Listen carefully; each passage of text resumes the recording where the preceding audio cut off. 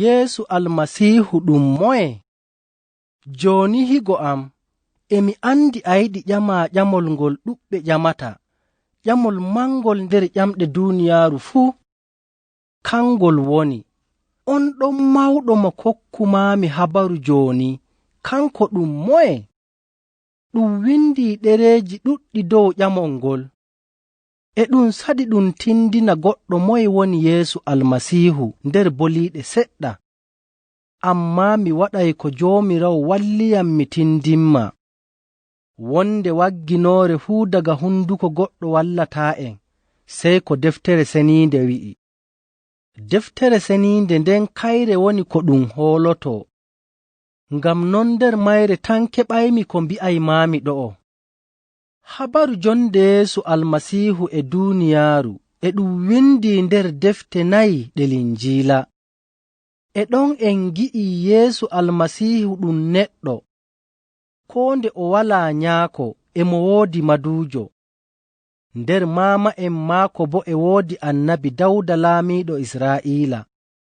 O mawnii nonno sukaaɓe horiiɓe, o ekkitake kuuje feere-feere, o nyaamii nyamdu, o ɗaanake, o huwii kuugal sehuki, o nanii comri, o nanii belɗum, o nanii nawɗum, o nanii mettam ɓernde, nonno nanirten enen ma. Ngam non boneeji huuɗi anduɗen e duuniyaaru e mo andiɗi, e mo bo waawi wallugo'en. Raaru nder Ibraniyanko'en suurawol 2 aayaare 18 e suurawol 4 aayaare 15. To, amma koo nde Yeesu Almasiihu o neɗɗo, o feerotirii e horiiɓe. Non no mi wi'unoma, koo moye meeɗii salaaki ko Allah wi'i, koo maa goonga'en har e annabo'en, ngam non ɓe ngarti ɓe hakke. Amma Yeesu Almasiihu e jonde muɗum ɗo e duuniyaaru o meeɗaayi waɗugo hakke, koo e woliinde, koo e nyumo, koo e kuugal. O tokkii deydey ko Allah yiɗi. Kanko tan woni neɗɗo mo walaa hakke. Raaru ɗerewol Biiturus arandewol suurawol 2 aayaare 22 e ɗerewol Yahaya arandewol suurawol 3 aayaare 5. Naa maashiya hakke tan, kanko tan woni keewuɗo har nyumooji maako fuu ɗum go'o e nyumo Allah. Daga duuniyaaru taga walaa neɗɗo bo maako. Koo nde yi'uɓe ko Yeesu Almasiihu waɗi e bawɗe muɗum sey kayɗina. O meeɗii hawrugo e bunɗo sey o wumtinimo. E woodi wonde nyalndeere nde o natti komiwal ngam huuluki maayo Galiili, kanko e tokkuɓemo, sey iyeende ummoyi e hendu sembindu e geelooɗi ndiyam yoolay komiwal ngal. Sey o hoolani hendu ndun e geelooɗi ndiyam ɗin, nden koo ɗume de'iti. E woodi wonde nyalndeere bo nde o noddi mayɗo uwaaɗo daga balɗe 4 ƴaɓɓiiɗe, sey maayunooɗo on ummii wurtoyi daga nder yenaande e woodi yonki. Ko ɓuri fuu kayɗiniiɗum woni nonno Yeesu Almasiihu waɗiri annabaaku dow hoore muɗum wi'uki maayay, nden ummoto hawra e tokkuɓe ɗum gaɗa balɗe 3, non bo o waɗi. Ɗum moye neɗɗo waɗi iri ɗe e kuuɗe to naa Yeesu Almasiihu? Moye neɗɗo maayi ummii ɓeydaayi maayuki har abada? Sey Yeesu Almasiihu tan. Ngam non en gi'i koo nde kanko ɗum neɗɗo, o ɓurii yimɓe horiiɓe fuu koo noye mangu maɓɓe. To, e yiiki maaɗa, kanko ɗum moye? Nonno mi wi'ima naane, Yeesu Almasiihu e hoore muɗum wi'i kanum ɗum Ɓii Allah. O wi'iika yeeso laamorde Yahuudanko'en, o bo wi'iika nde ɗuɗɗum ko o yaare laamorde. Kadi maa ko ɓuri ɗukki e mo noddira Allah nyaako am. E woodi wonde nyalndeere nde o wi'i kanko e Allah ɗum go'o, sey wanywanyɓe maako kaɓɓi no mbarirtamo, ngam ɓe mbi'i o wi'ii kalluka dow Allah. Ammaa en andi Yeesu Almasiihu naa o pewoowo, naa bo o bi'oowo haala kalluka dow Allah. Ay koo ɗume ko o meeɗii wi'uki ɗum goonga. Bi'uɗo Yeesu Almasiihu naa ɗum ɓii Allah to o wartiri Almasiihu pewoowo. To o pewoowo bo haanaa koolooɗenmo. Ammaa nde o wi'ii o ɓii Allah, ay Allah maa yaadake wi'ii non. Nde o waɗanaa baptisma, Joomiraawo metii daga dow wi'i, an woni ɓiɗɗo am mo ngiɗumi, emi nana belɗum maaɗa. Markus suurawol arandewol ayaare 11. Kadi maa nder defte ɗe lilaaɓe mbindi ɗum wi'i Yeesu Almasiihu ɗum ɓii Allah. Ngam non tokkuɓe Almasiihu nder duuniyaaru fuu njaɓi kanko ɗum ɓii Allah. Naa woy Allah no danyumo no neɗɗo danyirta. Allah ɓurii sembe non. Naa no o waɗu teegal o danyanaa ɓiɗɗo. Aa'a, koo seɗɗa. Kanɗon waɗataako, ka nyumataake ma. Dow haala nyaako e ɓiɗɗo ɗum misaalu ngo'otaaku maɓɓe. Nder Linjiila, Yeesu Almasiihu e noddiree wolde Allah. Inde nden e holla en wi'uki Allah e huutira Almasiihu ngam wolwanki yimɓe. Ngam maajum deftere Linjiila wi'i, daga ko duuniyaaru tage bi'eteeɗo wolde e ɗon, emo wondi e Allah, nden o Allah. Daga ko duuniyaaru tage bi'eteeɗo wolde on e wondi e Allah. O tagii koo ɗume. Walaa goɗɗum nder fuu ko taga ɗum tagiraayi laawol maako.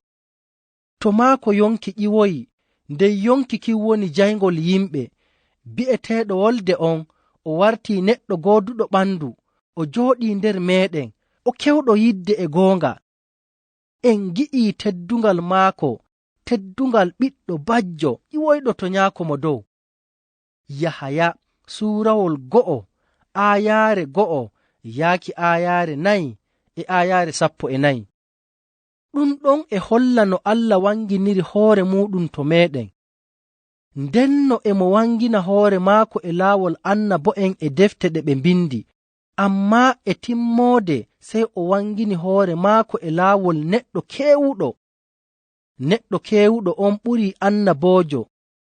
Kanko e Allah ɗum go'o. Linjiila wi'i kanko ɗum wolde Allah, ɗon maa ɗum ɓiɗɗo Allah. Daga ko duuniyaaru tage emo wondi e Allah, kadi maa kanko e Allah ɗum go'o. Nden ɗum tagiri koo ɗume e maako.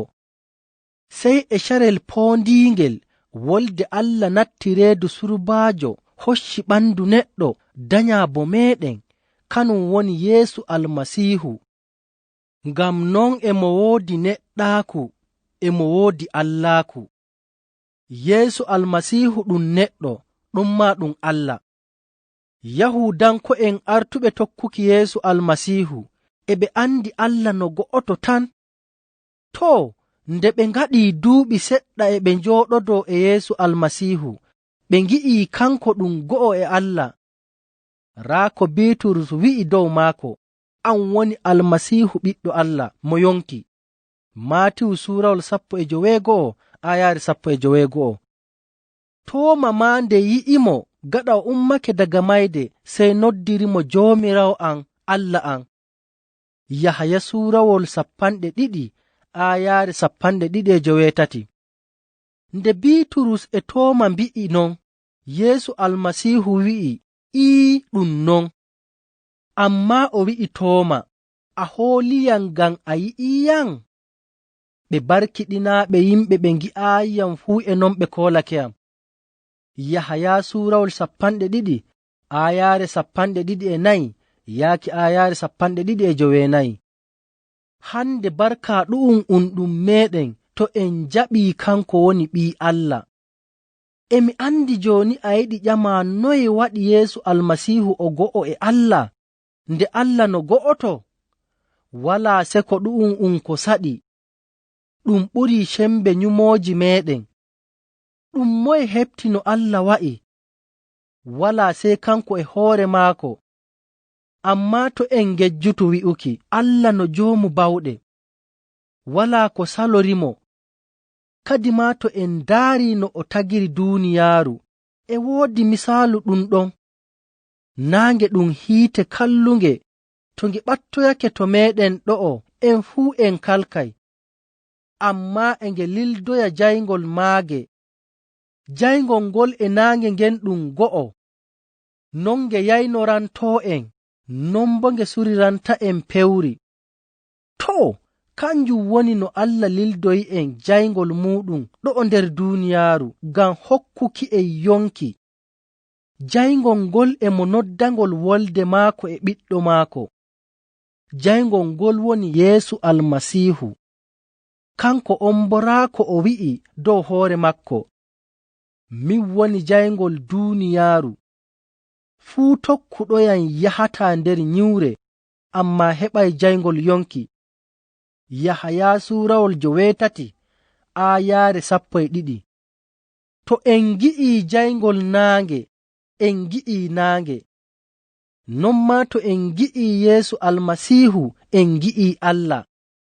Ngam Almasiihu wi'i, koo moye giiɗoyam yi'ii nyaako mo dow, waato Allah. Yahaya suurawol 14 aayaare 9. Ngam non minon tokkuɓe Almasiihu e ɓernde go'o min njaɓii Allaaku Allah heewi nder Yeesu Almasiihu. Allah wangini hoore muɗum nder meeɗen laawol Yeesu Almasiihu. Higo am, ko habaru ɗum kayɗiniiɗum wi'uki Allah wari nder duuniyaaru ngam o hisna en daga hakkeeji meeɗen? Ɗum kayɗiniiɗum. Ammaa Allah koo nde o joomu mangu, o joomu yidde ɗon ma, nde o wari to meeɗen laawol Yeesu Almasiihu, o holli en no o yiɗiri en. Kiila a meeɗii nanki habaru goɗɗo laamiiɗo mawɗo giɗɗo ɓe leydi muɗum, har ma banye sey o ɗala laamorde, o ɓorto toggooje makko ɗe laamu, o yaha o sumpotira e maccuɓe maako nder gureeji maɓɓe ngam o wallaɓe. Too, non ɗum Joomiraawo waɗi. Ɓii Allah ɗalii teddungal muɗum, jippoyii nder duuniyaaru, warti neɗɗo jooɗii nder ɓe ngalana, ngam o holla en yidde Allah, o fooɗoya en to maako. Iri yidde nde'e nde kayɗiniinde.